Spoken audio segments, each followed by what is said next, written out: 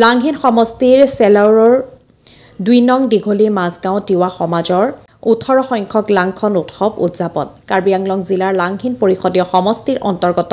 চেলাউৰৰ ২ নং দীঘলী মাজগাঁৱত কাৰ্বি আংলং জিলা তিৱা সাংস্কৃতিক সমাজৰ বিদ্যুকত আৰু চেলাউৰ তিৱা সমাজৰ সহযোগত দিনজোৰা কাৰ্যসূচীৰে তিৱা জনগোষ্ঠীৰ পৰম্পৰাগত কৃষিভিত্তিক উৎসৱ লাংখন উৎসৱ উদযাপন কৰা হয় কাৰ্যসূচী অনুযায়ী পুৱাৰ ভাগত তিৱা জনগোষ্ঠীৰ পৰম্পৰাগত লাংৰা অৰ্থাৎ আদৰণি তোৰণ মুকলি কৰে কাৰ্বি পৰিষদৰ কাৰ্যবাহী সদস্য বিলিমোহন খাকলাৰীয়ে আৰু তিৱা সাংস্কৃতিক সমাজৰ পতাকা উত্তোলন কৰে তিৱা সাংস্কৃতিক সমাজৰ কাৰ্বি আংলং জিলা সমিতিৰ উপসভাপতি কাৰ্তিক ডেকা ৰজাই লগতে তিৱা সমাজৰ ৭টা ফৈদৰ প্ৰধান লৰক অৰ্থাৎ পূজৰীক স্মৰণ কৰি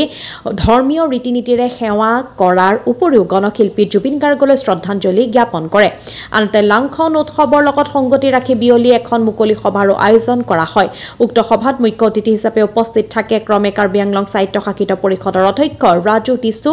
কাৰ্যবাহী সদস্য ডি ইউফিং মাছলাই লাংহিন পৰিষদীয় সমষ্টিৰ জনপ্ৰতিনিধি বিলিমোহন খাগলাৰী ৰেঞ্জাৰ বলেন্দ্ৰ সাগৰা হাওৰাঘাট ব্লকৰ শিক্ষা বিভাগৰ অধ্যক্ষ প্ৰহ্লাদ বৰদলৈ তিৱা কৰ্মচাৰী সন্থাৰ সভাপতি প্ৰভাত দাৰফাঙৰ লগতে বহু গণ্যমান্য ব্যক্তি উপস্থিত থাকে কাৰ্বি আংলং জিলাৰ ডকমকাৰ পৰা নেত্ৰকমল শৰ্মাৰ ৰিপৰ্ট নিভাজ অসম লাইভ এদিনীয়া কাৰ্যসূচীৰে এবাৰো অনুষ্ঠিত কৰিছিলোঁ খুব ভাল লাগিছে আৰু প্ৰত্যেক জাতি জনগোষ্ঠী আজি আমাৰ এই ১৮ সংখ্যক লাংখন ফেষ্টিভেলত সহায় সহযোগ আৰু যোগদান কৰি যি আমাক মানে উৎসাহিত কৰিছে হেতুকে মানে সকলো জাতি জনগোষ্ঠীকে আমি ধন্যবাদ জ্ঞাপন কৰিছোঁ আৰু আমি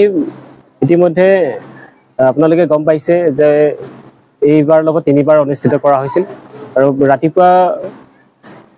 ঠিক ৮ বজালৈকে আমি লাগৰা মুকলি কৰিলোঁ আৰু এই লাগৰা মুকলি কৰিছিল আপোনাৰ আমাৰ লাংহিন পৰিষদীয় সমষ্টিৰ কাৰ্বি আংলং সাহিত্য শাসিত পৰিষদৰ কাৰ্যবাহী সদস্য বিলিমোহন খাকলাৰী ছাৰে তাৰপিছতে আমি মঞ্চ মুকলি অনুষ্ঠানটো আছিল আৰু মঞ্চ মুকলি অনুষ্ঠানটোত আমাৰ কাৰ্বি আংলং সাহিত্য শাসিত পৰিষদৰ কাৰ্যবাহী সদস্য ডি ফিং মাছলাই ছাৰে মুকলি মঞ্চ কৰিল তাৰপিছত আমি দিনজোৰা কাৰ্যসূচীৰে যেনেকৈ ফ্লেগ হোষ্টিং অনুষ্ঠান কৰিলোঁ লাংখন পূজনৰ কাৰ্যখিনি শেষ হোৱাৰ পিছত বৃক্ষৰোপণ এনেকেই বৃক্ষৰোপণ কাৰ্যসূচী আগবঢ়াওঁ লগতে আমি আপোনালোকে গম পায় যে কিছুদিনৰ আগত আমাৰ সকলোৰে হিয়াৰ আমঠু মৰমৰ জুবিন গাৰ্গ আমাৰ এই পৃথিৱীৰ পৰা চিৰবিদায় মাগিল যদিও আমাৰ পৃথিৱীত তেওঁ নাই কিন্তু আমাৰ হৃদয়ত সদায় তেখেত অমৰ হৈ থাকিব আৰু অমৰ হৈ আছিল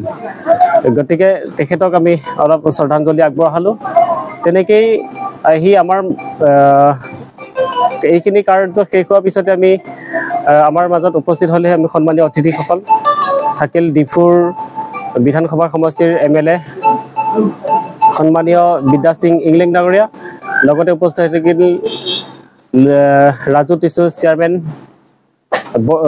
কাউন্সিল চেয়াৰমেন তেখেত উপস্থিত থাকিল বাকি এনেকৈ আমি যিসকল ঠিক আমি নিমন্ত্ৰণ জনাইছিলোঁ যে বিভিন্ন জাতি জনগোষ্ঠীয় বিভেদ ৰাখি মানে সকলোৱে আমাৰ এই আমন্ত্ৰণ ৰক্ষা কৰি আমাৰ এই অনুষ্ঠানটোত অংশগ্ৰহণ কৰিলে তাৰ বাবে মই সকলোকে ৰিচিপশ্যন সমিতি তথা অভ্যৰ্থনা সমিতিৰ হৈ সকলোকে ধন্যবাদ জ্ঞাপন কৰিছোঁ আগন্তুক দিনতো যাতে তেখেতলোকৰ সহায় সহযোগিতা আৰু একান্তভাৱে কামনা কৰিম আৰু সাংস্কৃতিক অনুষ্ঠানেৰে আজি অনুষ্ঠান নিশ্চয় সাংস্কৃতিক অনুষ্ঠান আছে আৰু এইটো অনুষ্ঠানটো প্ৰায় ৮টামান বজাত ষ্টাৰ্ট হ'ব হয়তো আগপিছ হ'ব পাৰে কাৰণ ইতিমধ্যে আমাৰ মাজত দুগৰাকীকৈ শিল্পী আহি আছে তেখেতলোকৰ নাম হৈছে উত্তম তকবি আৰু প্ৰদীপ তকবি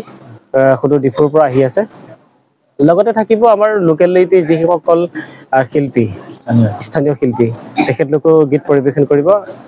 আৰু দলি চিষ্টেমতে আকৌ তেখেতলোকৰ দ্বাৰা নৃত্য পৰিৱেশন থাকিব ধন্যবাদ এই বিষয়ে কি ক'ব হয় আমাৰ যিহেতু এইটো 18 লাখন খাম হাজে আছামতে এইবাৰ 18 সংখ্যক লাখন ফেষ্টিভেল আছিলে ৰাতিপুৱাৰ পৰা আমাৰ লাংৰা উদ্বোধন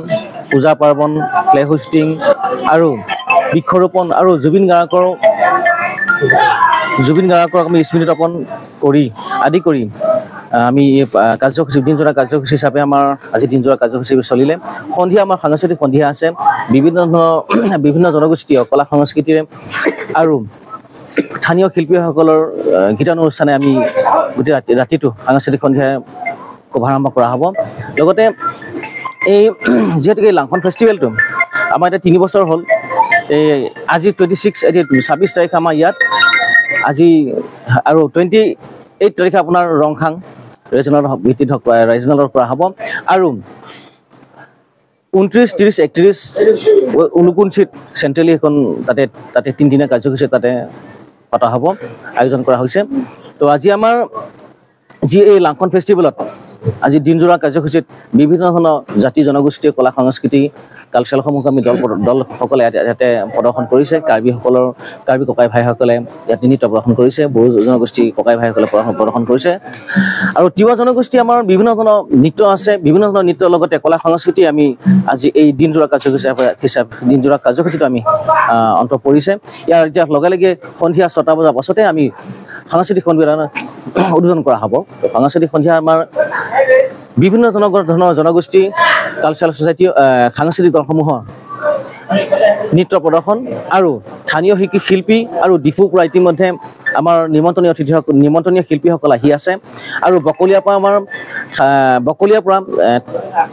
এজন শিল্পী আহি আছে। তেওঁলোকৰ গীতানুষ্ঠানে সাংস্কৃতিক সন্ধিয়াটো খুব সুন্দৰকৈ শুভাৰম্ভ কৰা হ'ব বুলি আমি আশা ৰাখিছোঁ। প্ৰত্যেক বছৰৰ নিচিনা আমাৰ লাংখন উৎসৱ 2025 বৰ্ষৰ এই লাংহিনৰ চেলাবৰ গাঁৱত এইবাৰো ইয়াত অনুষ্ঠিত হৈছে। এই বছৰ 3টা ঠাইত কৰা হ'ব। আজিয়ে প্ৰথম এই চেলাবৰ গাঁৱত, তাৰপিছত 28 তাৰিখে ৰংখাং অঞ্চলৰ পিঠুং সমষ্টিৰ তাৰাটুবিত অনুষ্ঠিত হ'ব আৰু 30-31 তাৰিখে 2দিনীয়া কাৰ্যসূচীৰে আমৰি সমষ্টিৰ উলুকুঞ্চিত তাতে অনুষ্ঠিত হ'ব। এইটো তাতে ক্ল'জ কৰা হ'ব 31 তাৰিখে আৰু সেই 31 তাৰিখৰ দিনাখন আমাৰ কাৰ্বি আংলং অট'নমাছ কাউন্সিলৰ মুখ্য কাৰ্যবাহী সদস্য মুখ্য অতিথি হিচাপে তাত উপস্থিত থাকিব। আমাৰ 6 পাৰ্লামেণ্টাৰী PhD সমষ্টিৰ মাননীয় সাংসদ অমৰ সিং টিছ ডাঙৰীয়া উপস্থিত থাকিব আৰু কাৰ্বি আংলং অট'নমাছ কাউন্সিলৰ অন্যান্য কাৰ্যবাহী সদস্যসকল আৰু সদস্যসকল উপস্থিত থাকিব। লগতে ত্ৰিপুৰাৰ পৰা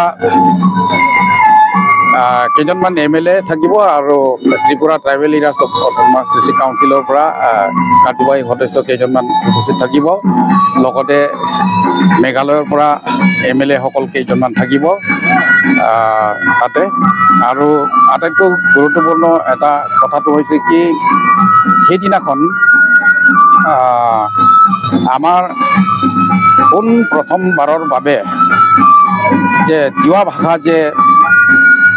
অসম চৰকাৰে স্বীকৃতি দিলে আৰু গভৰ্ণমেণ্ট নটিফিকেশ্যন উলিয়ালে যে তিৱা ভাষাৰ প্ৰাথমিক পৰ্যায়ত ফাউণ্ডেশ্যনেল ষ্টেজত এইটো বছৰতে ভাষাৰ মাধ্যমটো মাতৃভাষাত অৰ্থাৎ তিৱা ভাষাত মানে হ'ব। এইটো লৈ যোৱা 22 তাৰিখে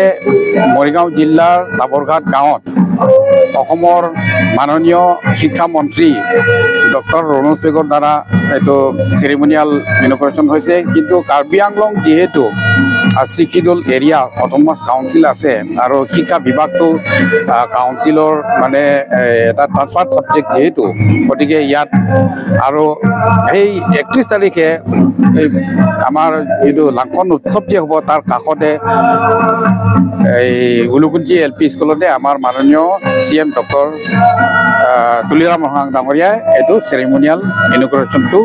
কৰা হ'ব। গতিকে এই লাংখন উৎসৱৰ বিষয়ে মই অলপ থুলমূলকৈ ক'ব বিচাৰিছোঁ। এই লাংখন উৎসৱটো প্ৰত্যেক বছৰে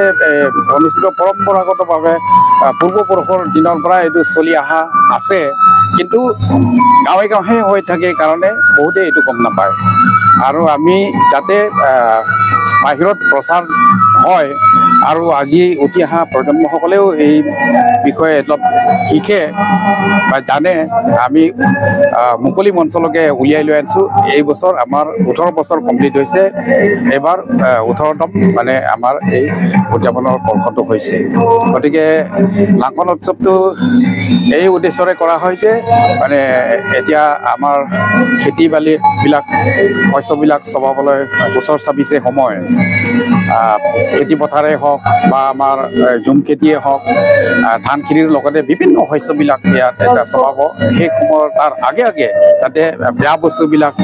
অমংগলবিলাক যাতে এই আঁতৰি যাবৰ কাৰণে আমাৰ স্থানীয় দেৱতাক মানে এইটো প্ৰাৰ্থনা কৰাৰ উদ্দেশ্যে আৰু গাঁওবিলাকতো যেতিয়া শস্যবিলাক চপোৱা হ'ব তাৰ আগে আগে এই চব বেয়া বস্তুবিলাক মানে আঁতৰাই দিয়াৰ উদ্দেশ্যেৰে খেদাই দিয়াৰ উদ্দেশ্যৰে এই মানে পূজাটো মানে কৰা হয়। আৰু ইয়াত যে এইটো লাংখন মাহৰ যিটো দীঘল যিটো ফুলাম এইটো চাচা হয়, এইটোকে লাংখন বুলি কয়। এইটো দীঘল দীঘল সেইটোৰ লগত নৃত্য প্ৰদৰ্শন কৰে, লগতে যি চুটিৰ লগতো নৃত্য কৰে। এই চুটি লাংখনটো যে এইবিলাক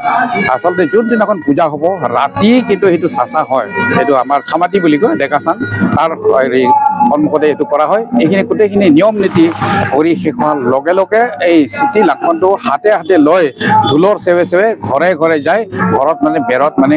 কোব মাৰে যাতে মানে বেয়া বস্তুবিলাক চব আঁতৰি যায়, খেদাই যায়। সেইটোৱে উদ্দেশ্য হয়। Thank you sir.